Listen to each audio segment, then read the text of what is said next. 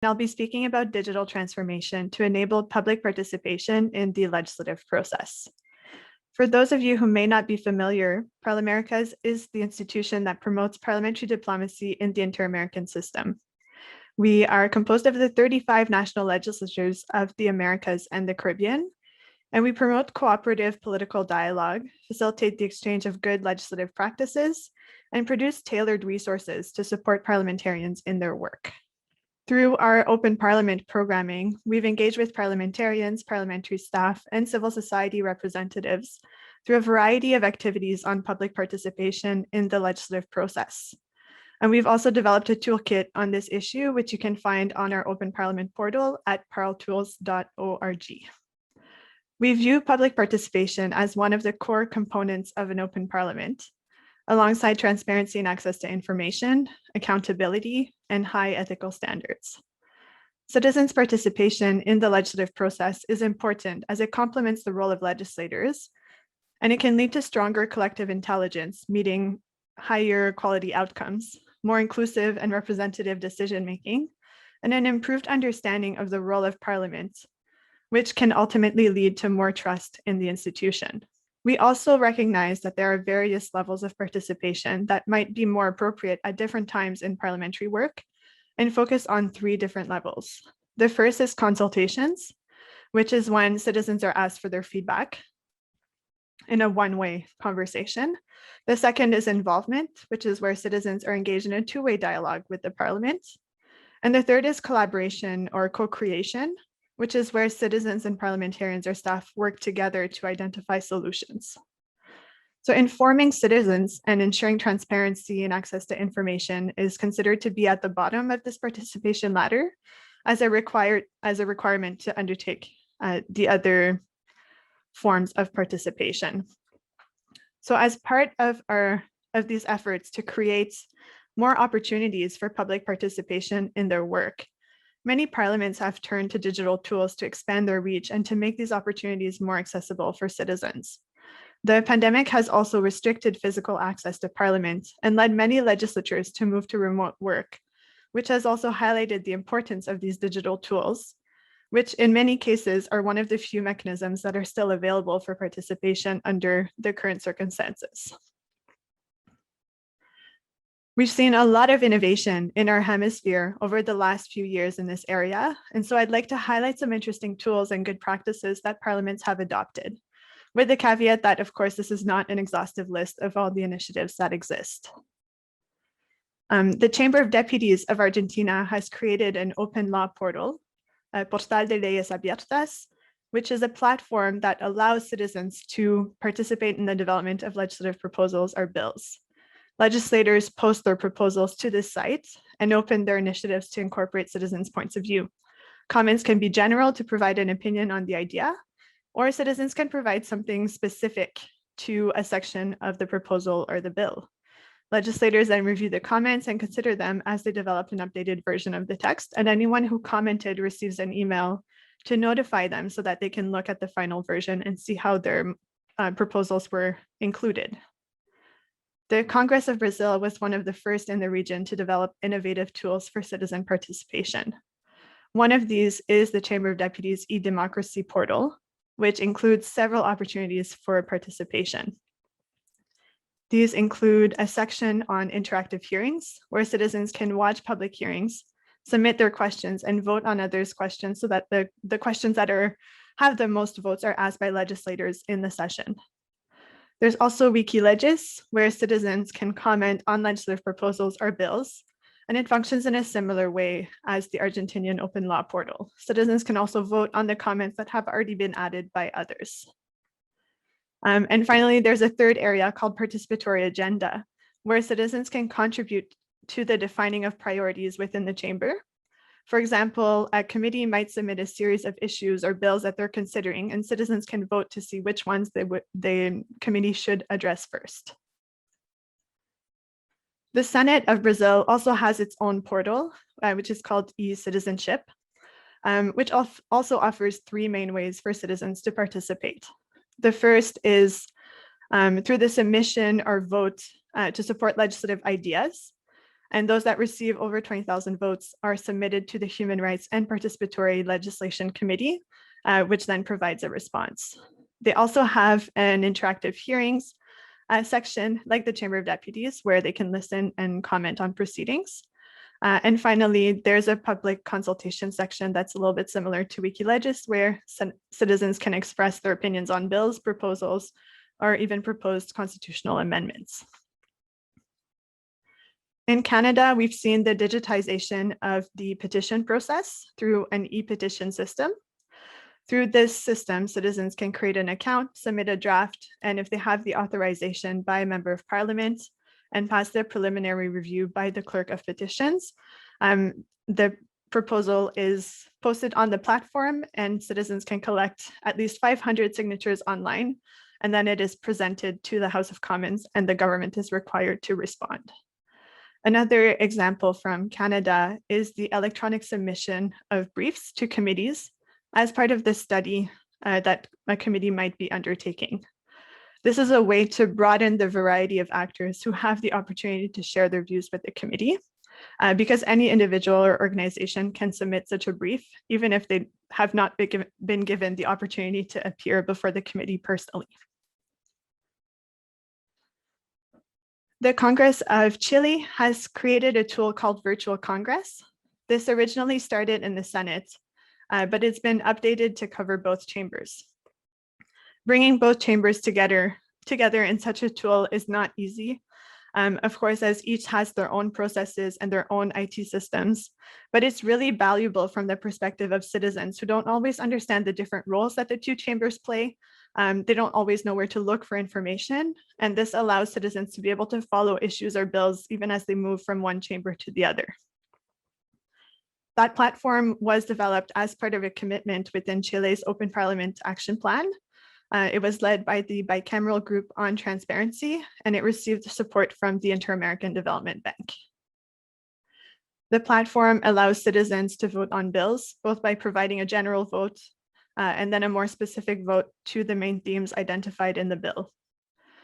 It also allows citizens to comment and creates a word cloud with the most common keywords mentioned. Once the bill is addressed by Congress, it also provides a comparison of the votes received on the platform with the actual vote in the chamber.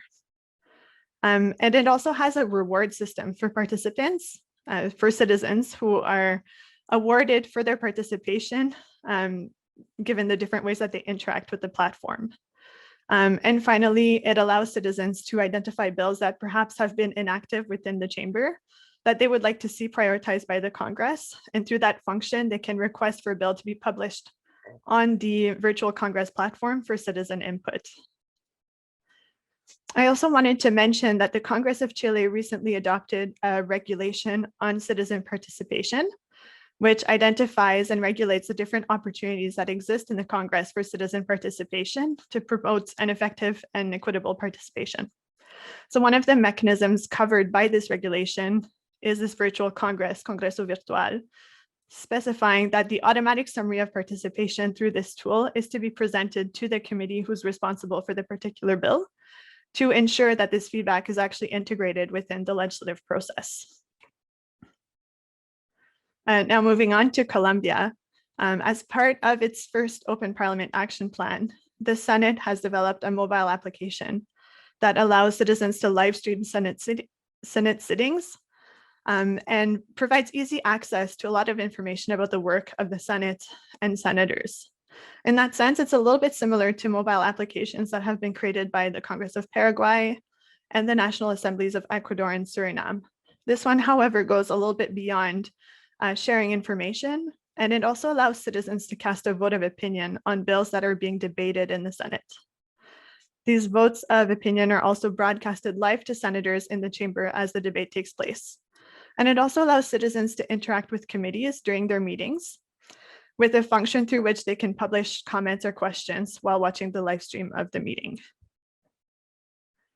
There are also more simple ways to allow for public participation in legislative debates while using tools that we already have or that are not that expensive to access. For example, in the Parliament of Trinidad and Tobago, they've enabled comment in the live streaming of its sittings and committee meetings on YouTube, which allows citizens to provide their questions. The clerk then collects the relevant questions and shares them with the speaker or the chair of the committee, who can pose them as part of the proceedings. This is, of course, governed by the set of rules, which are clearly explained in their YouTube channel to ensure appropriate language and relevant contributions are made through this process. Committees in the Parliament of Trinidad and Tobago are also using SurveyMonkey, which is a cost-effective online survey tool to reach out to citizens on issues that the committees are addressing. Now, due to the pandemic, many parliaments have also moved towards holding virtual or hybrid sittings and committee meetings, or even public hearings, which is also creating a new opportunity for experts or citizens who are appearing as witnesses before committees to do that virtually without having to travel to the capital, which can be expensive and time-consuming, especially in larger countries. This is a practice that we expect will continue to remain available in many jurisdictions following the pandemic, as it will save costs, it will save time, and it will also contribute to lowering the Parliament's environmental footprint as well. We've also heard a number of good practices from individual parliamentarians across the years where they've used digital tools to further their engagement with their constituents. For example, we've heard of parliamentarians creating short videos for social media to update citizens on an issue that's relevant to them and that's also being debated in Parliament and asking them for their opinion. Doing live question and answers with constituents on social media, either through video on Facebook or Instagram Live, or even in writing through Twitter. Doing virtual town halls with Zoom or other virtual platforms, which has, of course, become more common since the pandemic. Sending newsletters that call for input, setting virtual office hours, especially now that constituency offices might be closed to the public or timing is more restricted due to the pandemic. And also organizing local virtual roundtables with experts or civil society organizations to discuss issues that matter to constituents and are being addressed in Parliament.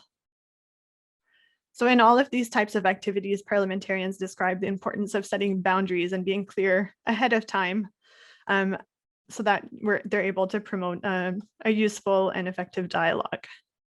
So I'd like to share some reflections that we've heard both from parliaments and from civil society organizations through our work around these digital participation tools that might be helpful to parliaments as they develop new mechanisms for this purpose, or that they upgrade the ones that are already in place. The first is around the integration of these mechanisms with the legislative process. So it's important for these mechanisms to be integrated into the functioning of the chamber and not to exist as a standalone tool. So updating standing orders or supporting regulations to include these tools and how they relate to the rest of the legislative process can be key to ensure that the feedback that's provided by citizens actually gets considered by legislators, which also helps to build that confidence in citizens that it's worth their time to be participating in this process because their input is valued and it's actually being considered. This can be done by amending the standing orders directly to integrate such provisions, or creating a separate regulation or policy, as was the case, for example, in Chile, and as Ecuador is also currently developing, to explain the different avenues that citizens have to contribute to the work of Congress or the National Assembly, and as much as possible ensure that everyone has equal rights to these opportunities and no one is left behind. These more elaborate tools, like the platforms, also require administrative support to ensure that they're integrated within the rest of the administration of the Parliament and the legislative process. They will, of course, need IT support, but it can also be really important to have a team that's also more closely tied to the legislative process to be engaged within this work to allow for better integration of these initiatives. In many cases, we've seen that there's a citizen participation office or a communications department or another group who's closely aligned with the legislative work of the Parliament who can ensure that the tool remains connected with the work of legislators. The second point I wanted to mention is around retroaction. So along the lines of what I mentioned earlier regarding citizens' trust in the process, it's important to demonstrate how their feedback is being considered and to communicate this with them clearly so that false expectations aren't created, because this potential disconnect can have really negative impacts on their trust in the institution. So it should be clearly explained in the platform, and a link to the corresponding regulation should also be included if applicable. And interactive tools that show how any feedback was integrated are also great, like those that I've mentioned in the platforms by Argentina, Brazil, and Chile. One question that we've heard often about digital tools is how to make sure that the people who are participating in these tools are real people and not spam or even bots created by lobbying organizations to sway the process in a non-transparent manner. So to address this challenge, most platforms require all users to have a process to authenticate users, right? So to create an account, to provide a certain amount of information, which in many cases includes an email, maybe a street address or an ID number. And this can also allow parliaments to analyze the views expressed by citizens on these platforms by the different regions of the country, which can also be valuable for legislators. And so as these tools are developed and a lot of parliamentary processes are digitized, it's important to also invest in cybersecurity systems and protection to prevent against any attacks, especially, as I mentioned, if these tools are collecting personal information from citizens like addresses or ID numbers. The next point I wanted to make is around simplifying citizens' participation. And so many countries in the region have a process for citizen proposals or legislative proposals by citizens, which require citizens to receive a certain number of signatures from fellow citizens in order to be able to present a legislative proposal to their parliament. It's great to have such an opportunity, but it also requires a lot of effort by citizens, and drafting a proper legislative proposal can be very difficult for someone without legal training. And that requires a lot of effort from the parliament also to support citizens in this process. So these digital tools provide an alternative where citizens can explain a problem and propose a solution without drafting a full legislative text, which can then be left to the legislators afterward. And the electronic collection of support from other citizens is also much less time-consuming and more feasible for a regular person to undertake. I also wanted to mention artificial intelligence. We're seeing more and more exploration on the use of artificial intelligence to support participation in the work of parliaments. The Chamber of Deputies of Brazil has advanced significantly in this area through a program called Ulysses, which, among other things, has created a chatbot on its website to answer questions from citizens and to analyze data received through the participation platforms to inform legislators' debates around bills. Algorithms are also used in Chile's virtual Congress to analyze some of the information submitted by citizens as part of their participation on the platform. These tools can be really helpful to try to make sense out of large amount of comments in a much quicker way. It's obviously still a work in progress and there are no perfect solutions yet, but there are lots of interesting advances in the region. And I think this is an area that's going to be growing and that we should keep an eye out for. Regarding education and incentives for participation, it's important to think that while these tools continue to improve and reach a larger number of citizens, they're probably not as widely used by the public at large as they could be.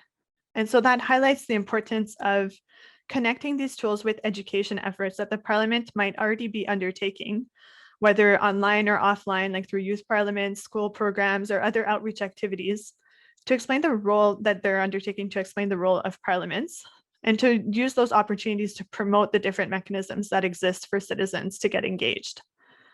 It can also be helpful to create incentives for participation to get more people to join these platforms and to stay committed to participating in different processes, such as the points process adopted by the Congress of Chile, or even having an annual award for engaged citizens, among other options.